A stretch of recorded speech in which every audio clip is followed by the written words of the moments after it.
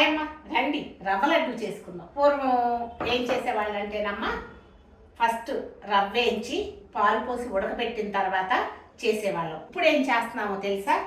పాలల్లో ఫస్ట్ రవ్వను నానబెట్టిన తర్వాత వేయిస్తున్నాం. మా పెద్దమ్మ గారి స్టైల్లో, ఆ స్టైల్లో రవ్వ లడ్డు చేసేద్దాం రండి. ఈ రవ్వ లడ్డూకి 1 కప్పు సుజీ అంటారు, మేమేమో బొంబాయి రవ్వ అంటామమ్మా. 2 రకాల పేర్లు ఉన్నాయి ఈ బొంబాయి రవ్వకి. అలాగే సేమ్ కప్పుతో పాలు పోసుకోండి.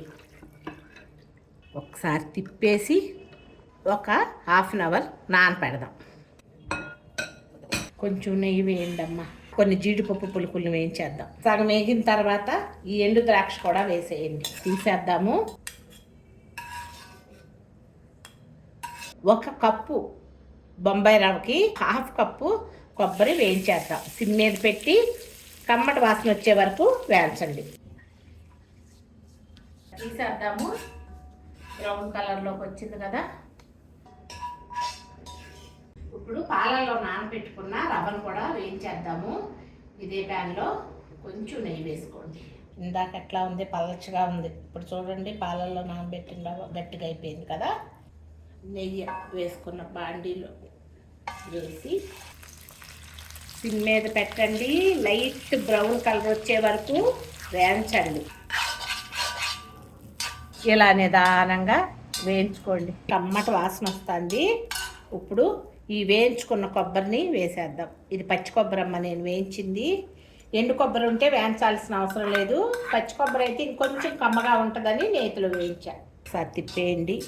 జీడిపప్పు కిస్మిస్ని కూడా వేసేద్దాం. యాలక్కాయలు పౌడర్ చేశానమ్మా, వేసేసుకోండి. ఇప్పుడు స్టవ్ ఆఫ్ చేసి కొంచెం ఆరిన తర్వాత మిగతా ప్రాసెస్ చేద్దాం. కప్పు బొంబాయి రవ్వకి 1/2 కప్పు పంచదార పౌడర్ చేసి తీసుకొని వచ్చాను.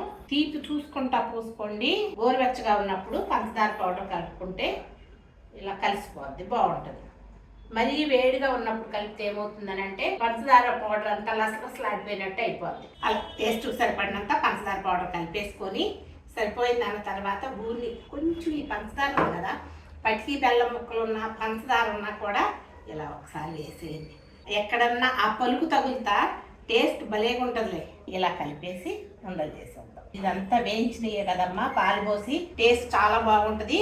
ఒకసారి ఇలా ట్రై చేయండి. ఇంత ఉండలు చేసుకొని పెట్టేసుకోండి. భలే నోట్లో వేసుకుంటే కరిగిపోతాయి అమ్మ ఈ లడ్డూలు. ఒకసారి ఇలా ఈ స్టైల్లో చేసుకొని చూడండి. నచ్చిందా మరి? నచ్చితే ఒకసారి చేసి చూసుకొని కామెంట్ చేయండి తల్లి. Thank you.